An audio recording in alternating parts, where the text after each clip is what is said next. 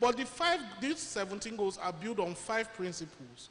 Solving the problem of the planet, is built for the people, it's built for profit, it's built for partnership, and it's built to ensure there is peace. So out of the 17 goals, every one of them fall into these 5 frameworks. Do we understand that? Right? Do we understand that? We spoke, and every speaker here has spoken around different goals. From Mr. Capacity, talking about value. Value speaks to SDG 16, peace, justice, and strong institution. Value speaks to SDG 8, decent work and economic growth. Right? Value speaks to SDG 1, no poverty, improving people's quality of life. If you are able to eradicate poverty, although even the Bible disagrees that can happen, it tells you the poor will always be with you. We give that. But if you can reduce, let's say reduce poverty, right? If you can reduce it, you have already succeeded. Quality, I talked about SDG 8, right? Decent work and quality education. How many of you, as you are in school now, sincerely, at the end of your education, believe that you will take your certificate and be moving around office to office like back in the day looking for a job? How many of you? How many of you believe that you will go online and apply for jobs? Show of hands. Show of hands, you will apply for jobs. How many of us want to start up our own business? You see. Do you know why you can think this way? It's the digital mentality. Because you know that business is just a step away. I don't believe anybody among us here are privileged enough to have that kind of mentality at the age they were. You kept building with the hope that there will be an opportunity. But social media has made the world flat, right? And now you can connect to global opportunities anywhere. I tell you this word, anywhere. So look at these 5 frameworks which I have said. Planet, people, profit, partnerships, and peace. Those are all what we've spoken around here, and every speaker is tied to that. Build proper partnerships, right? Ensure that you position yourself to make profit by impacting people, and at the end of the day, we will have proper peace. And if we have peace, the planet will be better. Thank you. Thank you very much. Please, a round of applause for Mr. Imadia. Please, I want us to give a round of applause to the organizers of this amazing event. You can all see that our panelists are well sought after, right? In fact, at this point, I think we're going to be moving very fast because you all need to book a one-on-one section with each of these panelists if you want them to give you more. So I'm going to tell them not to be too stingy, but a bit stingy, a bit. Because you have to move very fast with like the speed of light. So Jobina, over to you again, please. Now, I want to talk about turning opportunities into impact. You've dwelled a lot on value, what they need to do, clarity, understanding your purpose, especially the fact that they need to understand the market before saying, this is what I want to do. What you want to do, it's not the idea, but are people ready to buy into what you want to offer? So now talking about that, there are increasing opportunities in technology. You talked about moving from cloud engineer, cloud system to another one, I can't remember, for the Texas, just like the way Mr. Andrew said, we had a lot of tech growth. She's a Texas. Please give it up for the Texas in the house. Okay, so now, there are increasing opportunities in technology and innovation today. So how can young people in those states strategically position themselves and take advantage of these opportunities? Mind you, while you were talking the other time, you said something about there is a particular value or skill that you would want to involve yourself in, but you find out that this would not help you in those states. But probably if you decide to pursue this value in Lagos, in Abuja, in Port Harcourt, you'll be sought after. So now, bringing it down to Edo State, what technology skills do you think our young people right here in this hall can involve themselves in and be of value and impact to Edo State at large and themselves also? Honestly, I would say data again. You can't run away from data. Understand data. Understand your unique strength. In as much as I did cloud computing, it was my entry into tech. I did not hate it. I enjoyed teaching it, but I realized that consistently doing it and facilitating tilted me to something else, right? And that's what was available here, right? You would have to go through the process. There are no hard and fast rules for which tech skill you should go to. There are available tech skills you should learn. Your ecosystem. So for instance, you join a She Code Africa. You join a 3MTT community, right? You go to innovation hubs, Oga's Innovation Hub, and you say, so I have this idea, right? So for instance, some ideas have been incubated, or you people are currently incubating some people, right? So when you take your ideas to them, the ecosystem will help you. You cannot learn alone. That's the most important thing you need to understand. Our schools are teaching children to compete. So first position, second position, third position, you are meant to collaborate. When people come for training at the hub and we ask them to do a task, you see the groups, they're hiding what they've done, or this person does and keeps quiet. So they come to me, oh, ma, I've done my work. I'm like, so has your team done their work? Say, no. I said, then you people have not done anything, right? Because you need to learn to collaborate. You need to know what the person beside you is doing. I was at a training last week, and somebody asked me a question. Oh, as a tailor, to sew dress is very expensive. Put it on internet, makeup artist, blah, blah, blah, blah, blah. And I just listened to her. When she finished, I said, how many other tailors are here? She did not know. How many makeup artists are here? She did not know. I said, then you are not ready for business. Because again, data. If you know that there are 20 tailors here, you've gone around with them, you know the one who sews nicely, you know whose stitches are neat, you know the one who sews cheaply, you know the one who has visibility on social media. You bring your unique value to the person. You people make one outfit that can turn into 4, right? So there are some dresses that they make these days. You remove one sleeve, you remove the skirt under. So one tailor takes the one that is with the hand and the skirt. The next one takes the makeup artist is the one who is showing on his page that he did the makeup for this. So that's publicity in 3 different places. So my customer will see you, his customer will see you, this other person's customer will see you. Storytelling, building publicly. If you go on all my socials, you will know that this is where this person started this. Storytelling in your unique voice, right? In fact, even if you're using AI, my AI knows how I sound. So sometimes when it sounds, if I say, come on, you're sounding like yourself, you say, I'm sorry. And it will sound like me. Because again, I'm taking insights from my experience. So what I have said now, I will feed it with the AI tool. It will give me to generate, it's just the language is trying to fine tune so that people enjoy what I'm writing. But my unique experience can be taken away from me. Communication skills. Join places where you are able to communicate your ideas properly. Again, the ecosystem will tell you where to go. Storytelling will happen in the ecosystem because that's where you know where people are succeeding, how people are succeeding, and what people are succeeding at. That is where you will know who to be with, who not to be with, what to study and what to not to study. You all are very young in the university, and it's an absolute amazing thing that at this age, you people have experience with this kind of things. The social media is very available for you. Be visible. In fact, I'm shocked that we are not trending. I'm at this place, this is what I'm doing. And again, take credit for the work that you do. When I do something, I don't put it on story. I don't put it on WhatsApp status. It is somewhere because you are documenting your work history. Again, when people are asking for your portfolio, the first thing, before they even, in fact, when you come to me and you're talking to me, the first thing I'm doing is I'm Googling your name to see whether I should even interact with you. If you're not available and you don't exist, in my head, 50% of our conversation has gone off because you don't exist. But when I go there and I see something of value, I'm like, oh, okay, this person is serious-minded, and the person understands the new world of work. So take your storytelling, communication skills, ecosystem, collaboration, and everything seriously, okay? Thank you very much. Thank you very much. Okay? Okay, just a quick one.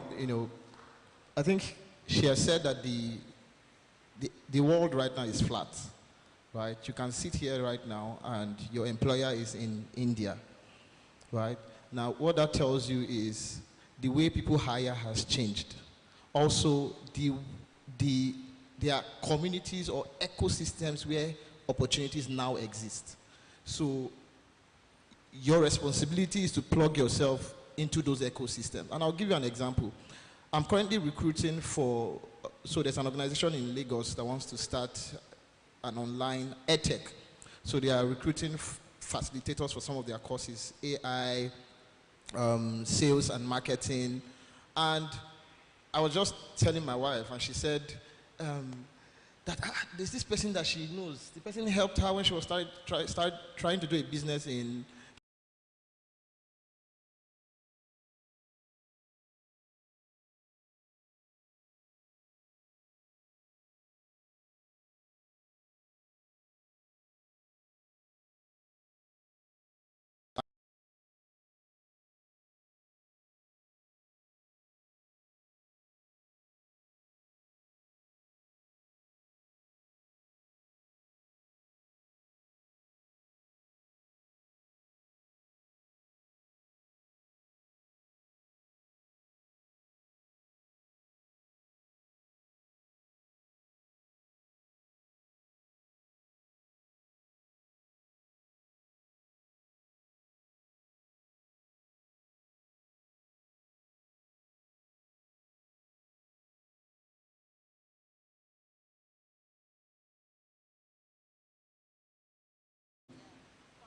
like if you check yourself now on Google.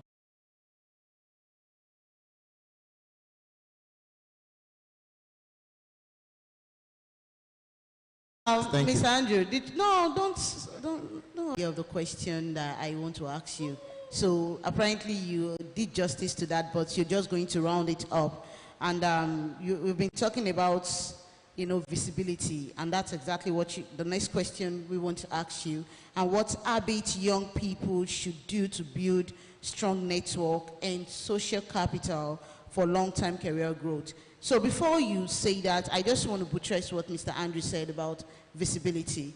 Now, the truth is you might have the requisite skills and experience, but how do you position yourself in the outside world, especially in the digital era, the social media age we are today, where you don't have to say, don't listen to me, don't look at me, just listen to what I say. Now, people just judge you based on what they see online. If you post naked pictures and you're like, that is not me, this is just for social media validation, I'm sorry to say this, we judge you. In fact, we listen, we look and judge. We put it all together. I almost lost an opportunity, and thanks to my friend here. I won't say it's pride, it's picnic, it's in me. I would ask you, how do you feel about my presentation and all that? But trust me, I'm not shaped by what society perceives of me. I am shaped by what I perceive of myself, and I become who I think I am. So I see myself as an excellent communicator. I tell you that if you wake me up when I'm sleeping, just give me the microphone, I'll start talking. But now visibility is currency. I almost lost a very, very life-changing gig. Why? I was connected. The person who referred me knew what I could do, but they asked for my social media handle, and they went there. It was, they love my work, but they did not see what they are looking for. And now what they are looking for, I had done that for lots of organizations, but is it on my page? No, it's not there. So I kept on waiting for the call back, and I asked, what happened? What happened? Now this is it. The project manager was very, very honest with me. Apparently, the guy liked me.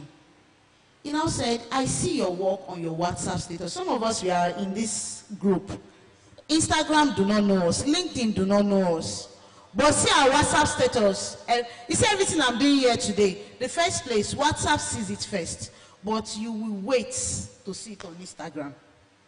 But where is your professional handle? Where are your target audience? Are you visible there? I was not visible there. And the person told me, said, the person we decide to give the job to has more online presence than you. But I'm telling my team that what we really need for this event, it is you that have it. Can you send us some samples? Send it to me. Apparently, I have documents, plenty, sitting pretty in my gallery for my ancestors to be watching. And my clients, they are waiting online to see it. And when they saw it, the next thing, in the twinkle of an eye, it was not even up to 20, which 20, was it up to 10 minutes? Please send us your mail, your headshot, your profile. And that was it. So I'm just trying to buttress what Mr. Andre is saying. You know what you're doing, you know the value. What is your unique identity? What's proposition? What are you bringing? That table, are you the table? If you are the table, what kind of table are you? So Mr. Andre, thank you. Okay. This conversation is a full master class. Like, it's a full master class. Because there's an overwhelm of how do I remain consistent on social media. There's a question of what platform should I build my digital footprint. There's so much happening. As a student, for example, you will say, at what point do I get the time to post online? When all of these things are happening at the same time, right? And whether you like it or not, your personal brand is even part of the, Mr. Ibrahim talked so much about value. Your personal brand is a value. Like, people can hire you, people can increase your salary just because you have more following on social media. Do you agree? Don't agree. But when you come to the workspace, you understand. For those who are already in the workspace, you understand this. Another thing is your ability to communicate. That young lady said she's a communicator. Your ability to communicate is also a value, because someone who's doing the technical work and doesn't know how to communicate, you who knows how to communicate, they will promote you, because promotion flows more to marketing than technical skills. Know this and know this and know what. Now, when we talk about how do you become visible, we're talking about how do you communicate what you know how to do over a stretch of time. Because for many of us, the problem is not that we are not online. We are online, but we are not online consistently. And so today, we come on social media, we see that you are doing 5 weeks challenge. You do 5 weeks challenge. The next time we see you is 2 years later. You do another one, so you are not consistent. And we're not saying you should be consistent every day, posting every day. If you can do that, fine. If you cannot do that, build it around the kind of life that you are currently living. You are in the university. That's if you are in the university, or you work in 9 to 5, right? And that, so what you are doing is,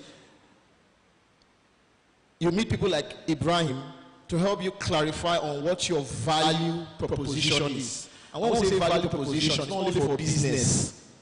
Value proposition for you as an individual. For me, I have so many skill sets that has helped me to stay relevant over time. Because when I'm speaking to you, I am already thinking 1,001 things that I can do for you to imprint, to buy land in your heart, pretty much, right? Depending on who I'm talking, if I'm talking vertically or horizontally, right? I'm thinking of what can I give to this person? How did I learn all of those skills? I learned it by service. Somebody say service. Somebody say service. Somebody say I will be useful. So you must find someone who you can serve. Now, the amazing about service is that when you serve, I tell my teenagers in church that it is leaders that introduce leaders to rooms. Like a leader, if you think everybody here is a leader, but you will need another leader to hold your hands and bring you into your next level. If you don't serve anybody and serve them consistently, because this day and time, we start things, it's very easy for us to come up with ideas. We start things and then we just abandon it. We have a relationship with someone that there's a potential that person is going to provide some opportunities in time. But because it's not happening at the pace that you want it, and usually because you are comparing it with, like,